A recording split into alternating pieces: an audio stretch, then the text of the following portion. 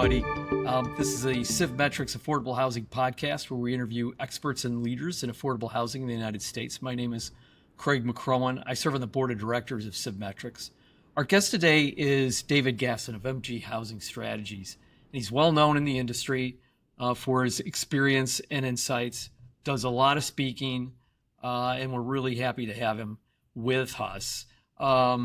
He frequently meets with federal administration officials, members of Congress, their staffs, on advocating for the industry and staying really up to date on every cutting edge development that's coming out of Washington and the state capitals. He's on the steering committee of the Affordable Rental Housing Action Campaign and the National Association of Home Builders Housing Credit Group.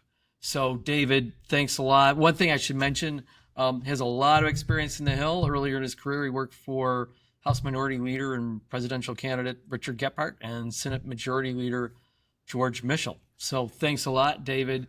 And let's just get right into it. You've been in the affordable housing policy game for a while. Just in addition to what we've talked about, what in your background is particularly relevant to sort of looking at what's happening today, what's on Capitol Hill here on June 12th, 2025. Okay, Craig. Well, thanks for having me. It's a pleasure to be on. It's a combination of things. It's my background on the Hill and working on Capitol Hill for 10 years in the House and the Senate, which is what led to me getting hired to work in the affordable housing business by a firm, Boston Capital, where I worked for 25 years. Doing policy and advocacy and outreach and building relationships to try to move the ball down the field on affordable housing issues, and have been doing it for well over 30 years now, ever since. So, it's just a combination of the two. It's a perfect fit, and still have a lot of really good friends who worked on the Hill that were there when I was on the Hill. But, politics is like business, entertainment, everything else. It's all relationships. And the folks who can build relationships within the industry. And I just love that part of the game. And I've just been fortunate in that regard. So, and in doing so, trying to advance the cause of affordable housing. Great. Well, why don't we just get into, maybe before we talk about what's happening on the Hill right now, what was yours and the industry's reaction to after the last election? Just kind of rewind a little bit. Well, I've been through so many. Those of us who've been around for a while, we've seen almost every kind of election there could be. And, so I wasn't surprised when President Trump was reelected. And we were there were a group of us that were kind of prepared for it and knew exactly what we were going to start to do. And we knew that if President Trump was reelected, then a lot of the focus was going to go from a purely legislative perspective to a regulatory perspective, because we knew that the incoming administration, based on what they had said during the campaign and what we had worked with them on in Trump 1.0, was very interested on the regulatory side of things. And this is something that the affordable housing industry has been focused on for quite some time, because there are so many regulatory barriers to the efficient creation of affordable housing. People comment all the time, why does it take so long? Why does it cost so much? Why isn't more of the equity in affordable housing going into actual housing? And this was something we got actually excited about when President Trump won re-election, which was working with the administration on some of these regulatory issues to try to knock down these barriers that were preventing the efficient production of housing.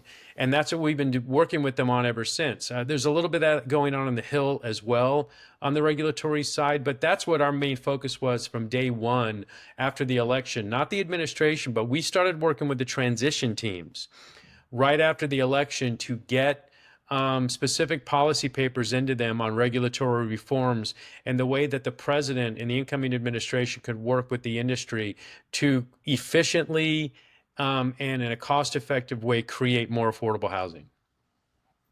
Now, building on that initial event and then your work around that event, how has the current administration been open to your proposals on affordable housing? They have been very open. We've had a number of meetings with folks in the White House, the Domestic Policy Council, the Council of Economic Advisors, the folks that we typically work with in administrations on these policy issues. giving them a ton of paper. And Craig, the thing that's really great about the industry now is that we do a really good job coordinating. I mean, we talk amongst ourselves. We're not 1,000 disparate voices going in and saying different things. We try to focus our efforts both on the policy side and on the regulatory side so that we're going in almost with one voice, no matter who you're meeting with.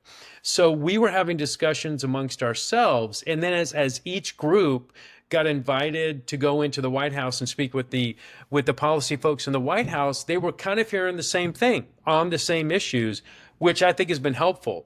And the folks in the administration were sponges. They were like, tell us more, explain to us how this is important, how it's going to create more housing, why that regulation maybe isn't as necessary as maybe it once was, or how it's hindering production or investment or whatever.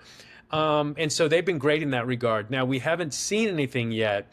I personally am of the opinion that the administration is putting something together on the regulatory side, that once they get done with the reconciliation bill, the one big beautiful bill, which is currently on the Hill and in the Senate, once that's done and passed, then we might see them say that they're going to have a big announcement on housing regulatory issues. And I've talked to some colleagues, including people who worked in Trump 1.0 and are very familiar with the folks in the administration now that agree. They think they're building up to something, that they're going to announce a big housing push, and part of that is going to be regulatory reform, and that's what we hope we're working towards. Yeah. Well, that certainly leads us to the topic du jour here, which is you had the House just pass the big beautiful bill, and why don't you address what they did and actually did not include on affordable housing programs? Well, I mean, on affordable housing programs, we were just so happy that Chairman Jason Smith of the Ways and Means Committee and the Ways and Means staff, who we know very well and been working with for a long time, included the most robust investment in affordable housing since 2008 in the Housing Economic Recovery Act. It's $14.1 billion. It is more than twice what the chairman included in the Smith-Wyden bill in the previous Congress.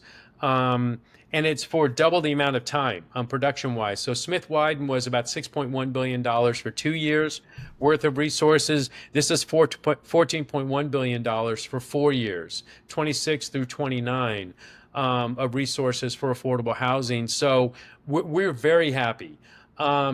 We are waiting to see Chairman Crapo, Mike Crapo of Idaho, who's chairman of the Senate Finance Committee, his language on the Senate version of the tax bill in the one big beautiful bill that might come out tomorrow. It could be early next week. We know it's soon based on the timeline they have for wanting to pass the bill.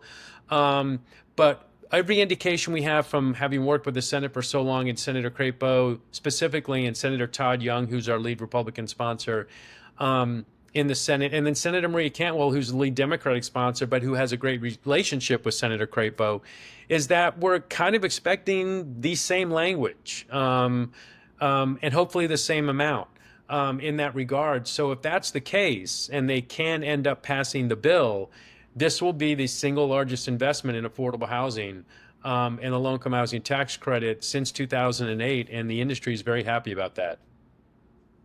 So we'll do a little speed dating questions here, except instead of the Bachelorette or the Bachelor, we're talking about affordable housing programs. I love it. So LIHTC doing pretty well in the bill, right? LIHTC is doing great in the bill.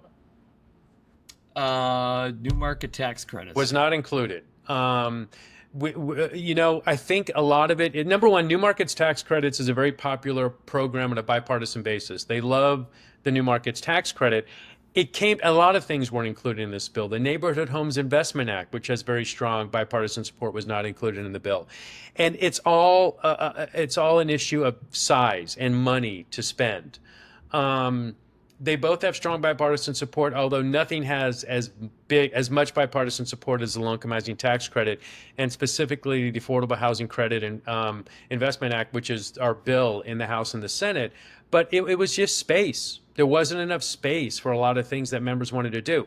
Now, that's not to say that it will not be included in the Senate bill. Senator Steve Daines is the lead Republican sponsor of the New Markets Tax Credit. And he very well might be able to find some space with Senator Crapo to include the New Markets Tax Credit in there. And Craig, I'll add this as well. And I will admit at the same time that I'm skeptical. But when we met with a number of members last week from the House and the Senate on the Republican side and the tax writing committees, they continue to talk about the potential for an end of year bipartisan tax bill to do a lot of the things that they couldn't get done in reconciliation. Now, I've been in this game for a long time, and it's hard to get the other side to work with you when you just pass a partisan bill on, on anything. And to say that Democrats are going to be willing to work with Republicans at the end of this year on a bipartisan bill on tax issues, oh, we'll wait and see. But if they were able to pull that off and they don't get included in the One Big Beautiful Bill, that would be a vehicle in which they could include things like new markets tax credit, the historic tax credit, neighborhood homes tax credit, and some of these other things that maybe just are not going to find a place in the One Big Beautiful Bill. So just kind of, and if there are other programs, we could chat about them. So, the historic tax credit and some of the others, what's going to happen if they get a reconciliation out of this, hits the president's desk, and these guys are just MIA, new market tax credits, etc. Well, I mean, what happens? that's a problem. It is a problem. If they do not do another tax bill this year, new markets will expire at the end of this year, and the program will end. It doesn't mean it can't come back, but investment in those, low-income neighborhoods, through that program will dissipate and they will come to an end. So we hope that's not the case. But again, with so much focus on how much they're spending in this bill, it's just difficult to find enough bandwidth to do all the things you want to do. The deficit is a significant factor, more so with some members than others. But enough of the members, when you have margins as thin as you do in the House and the Senate, remember the One Big Beautiful Bill passed the House by one vote, 215 to 214. They only have 53 Republican senators. So they need to get 51 of them to vote for this bill. And there are a lot of varying priorities. And ironically, also, there are a lot of different priorities in the House and the Senate in the context of what the House passed and the Senate might want to change. And then the problems that might cause when it goes back to the House and have to get passed again. Because any changes the Senate makes in the One Big Beautiful Bill, the House is going to have to adopt. And again, it only passed by one vote. And it was the deficit hawks that did not vote for the bill. And the things the Senate is talking about could increase the cost. So this is not a done deal by far. There's a lot of negotiating going on a lot of different issues. We can choose to talk about those if you would like, but that's going to be the problem they have and the hill they're going to have to climb if they're going to get this thing to the president's desk. So you've got the historic tax credit. So that's a little bit of specialty credit. Is that going to be an orphan that's just going to left out in the cold on this thing? And what happens? Listen, it will not be the first time, but then again, LIHTC has been left out in the cold. I mean, we've come so close so many times. At one point, we were in the bill years ago to fix the 4% rate at 4%, and at the very last minute, we were out of the bill. We got taken out, which was a shock to all of us. Some of my colleagues in the industry, not us, had already broadcast to the industry, it's done, we did it, we succeeded, and had to walk that back when we get yanked out of the bill. But LIHTC has been an orphan in so many tax bills. Again, we have not seen anything significant happen on LIHTC since 2018, when we got the 12.5% increase in income averaging and things like that. So tax issues get left by the wayside all the time because there's only so much room in a tax bill. There's only so much money they have to spend.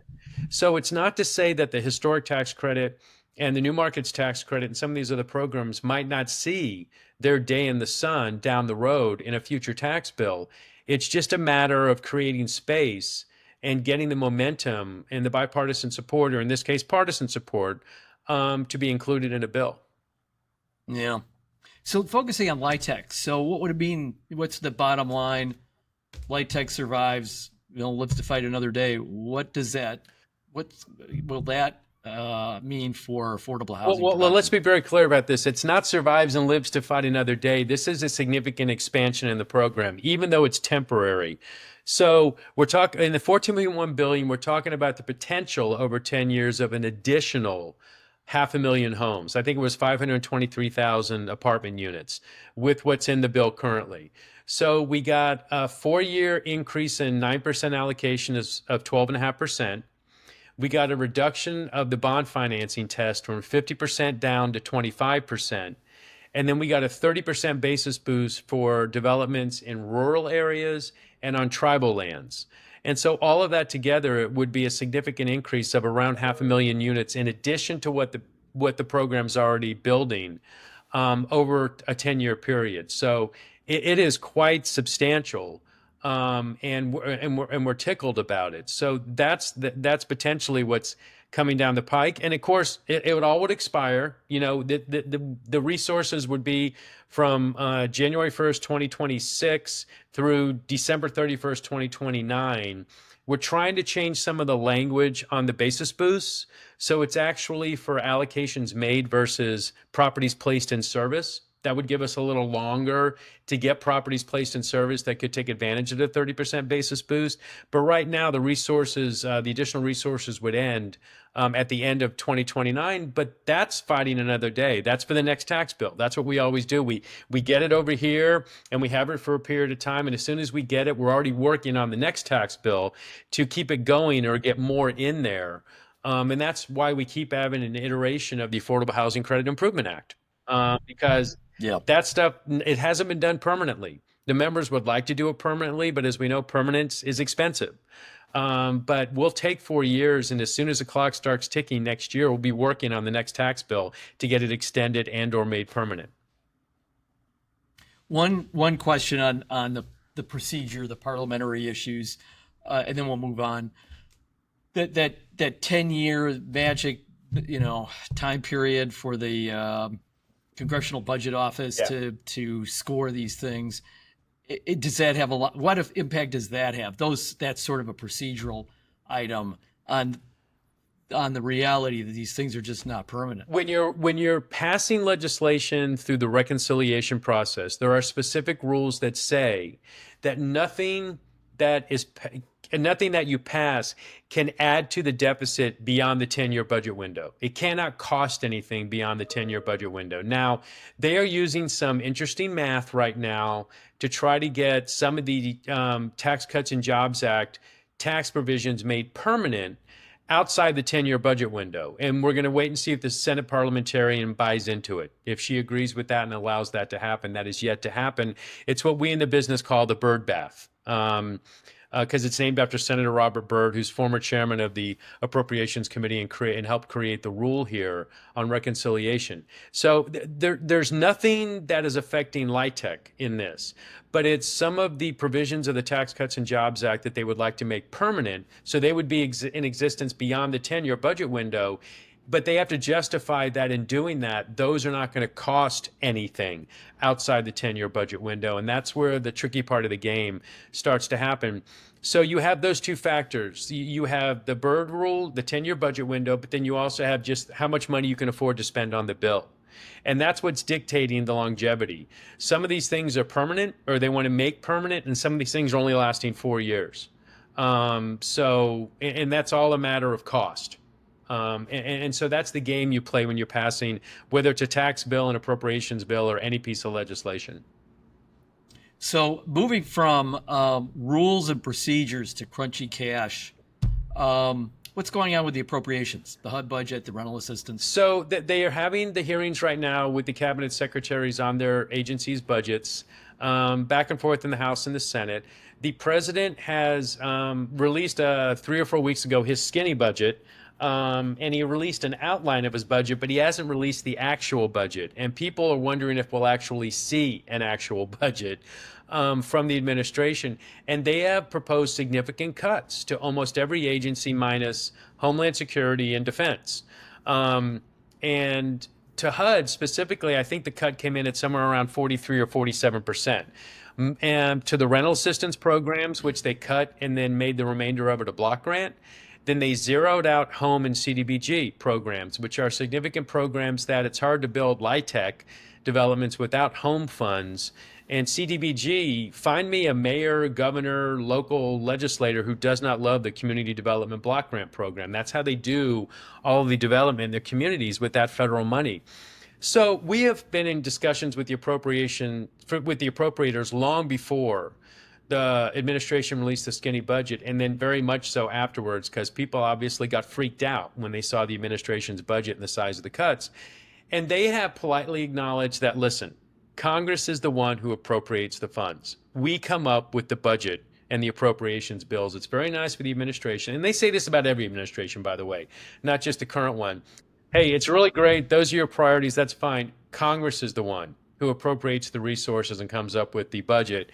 And so we know that there will be some, push and pull in regards to what the size of the HUD budget is and if there are going to be cuts.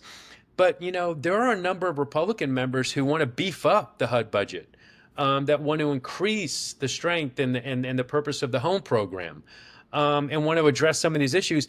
And specifically, though, and what's important here, Craig, these members understand the significance of rental assistance in their districts and their states. They do not want to be the member of Congress or senator that goes home and made the homelessness crisis worse, that created more tent cities in their districts and their states, and where everybody looks at them and says, why are you kicking grandma or grandpa or the veterans or whoever it is out of their housing? Why did you do that? So we feel somewhat confident. We're never confident. We're somewhat confident that when the appropriations process is done, Congress will have funded the rental assistance programs, and to a certain extent, if not fully, CDBG and home, and we'll wait and see on those. Those are always a challenge. But and we'll see what it is. Now, the bigger question is, can Congress pass a budget? Because they have not done so in quite some time. So what happens? I mean, they weren't able to do it FY 2025. Nope.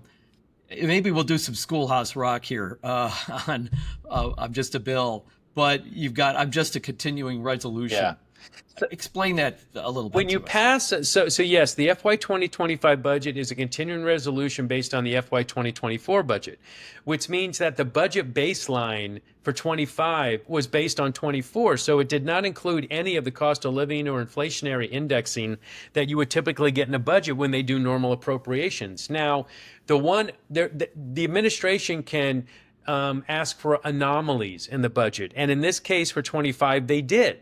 They specifically asked for a number of anomalies that would have maintained the level of funding for rental assistance, which we all thought was great. That's a signal by the administration that they understand how bad the housing crisis is, and they don't want to do anything to adversely affect rental assistance. So they actually asked for more money for the Section 8 program and the other rental assistance programs. Congress did it.